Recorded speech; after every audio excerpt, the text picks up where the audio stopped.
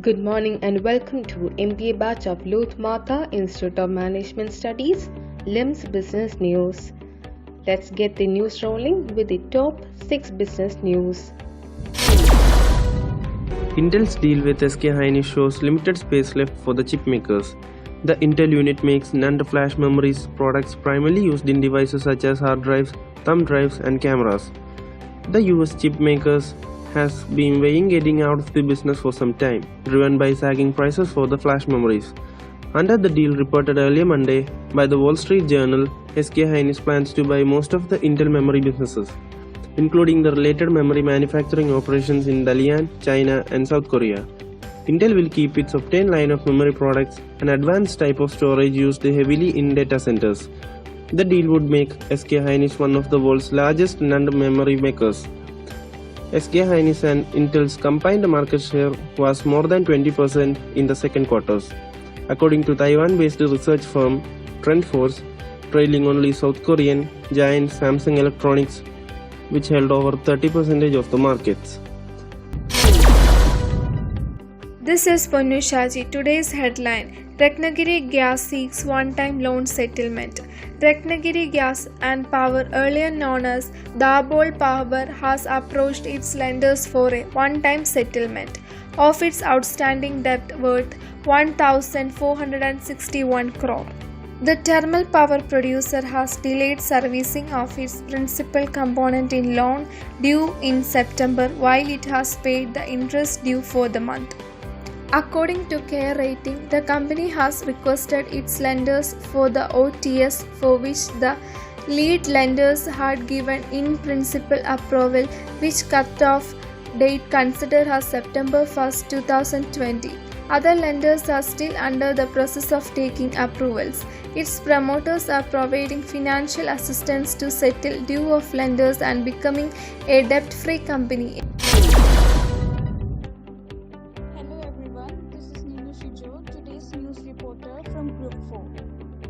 The lone bear on India's biggest bank shrugs off profit beat.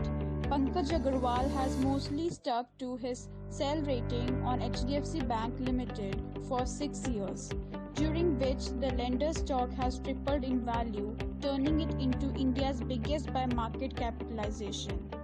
Yet, investors who followed Agarwal's recommendations over the past 12 months have yielded a 36% return, the most among more than 40 analysts covering the stock. After a 63% rebound from its March low, HDFC Bank stock is too expensive given the risk related to management change and asset quality. As Indian lenders face one of the most challenging phases amid COVID-19 and the nation's prolonged credit crisis, Agarwal, an analyst at Ambit Capital Private, said in an interview, he has had a sell rating on HDFC Bank since 2014, save a brief upgrade to buy earlier this year, Bloomberg compiled data show. Bank stocks have been the worst performer in India this year, with the gauge of lenders slumping more than 24%. Soared loans are expected to swell to the highest level in more than 2 decades in 2021 following the world's strictest lockdown measures. HDFC Bank posted profit for the September-ended quarter that beat the average analyst estimate by 17%. Its gross bad loan ratio narrowed, but that was thanks to regulatory exemptions that make it difficult to grade asset quality trends. The lender's chief executive officer, Aditya Puri, is set to pass the baton after almost 3 decades to Shashidhar Jagdishan later this month. There is reasonable probability that HDFC Bank's new management will find it difficult to replicate previous success, Agarwal said. The lender has outpaced growth in India's overall banking sector, but faces a shrinking economy amid the pandemic. Self-isolation. Present in today's news. News headlines is Facebook launches its dating service in Europe. News in details. Facebook dating is currently available in 20 other countries. Facebook says on Wednesday it is launching its dating service in 32 European countries after the rollout was delayed earlier this year due to the regulatory concerns. The social media company had postponed the rollout of Facebook dating in Europe in February after concerns were raised by Ireland Data Protection Commissioner, the main regulator in the European Union for a number of the world's biggest technology firms including Facebook. The DPC has said it was told about the February 13 launch date on February 3 and was very concerned about being such short notice. It also said it was not given documentation regarding data protection impact assessment or decision-making processes that had been undertaken by Facebook. Facebook Dating, a dedicated opt-in space within the Facebook app, was launched in the US in September last year. It is currently available in the 20 other countries. In a blog post on Wednesday, Kate Ossett, Facebook Dating Product Manager, says users can choose to create a dating profile and can delete it at any time without deleting their Facebook account. The first names and ages of users in their dating profile will be taken from their Facebook profiles and cannot be edited in the dating service, Ossett says, adding that users' last name will not be displayed and that they choose whether to share other personal information on their profiles. Thank you. Hello, I'm Veena PR from Group 2. Today's headlines: Bajaj Auto's Q2 results show a much smoother ride post the lockdown.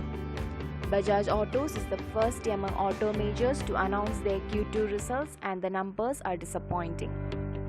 Its net profit for Q2 dropped by 19% as compared to the same quarters last year due to a 10% decline in volume, restriction on export benefits and lower other income.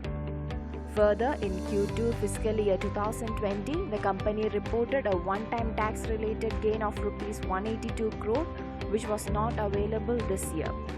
The company has also improved its operating margin to 18.2% by optimizing fixed cost.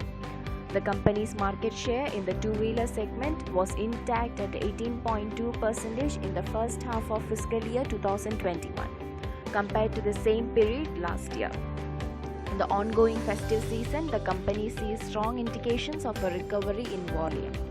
That's all for today. Thank you. Welcome to Business News. I'm Anjali. Today's news.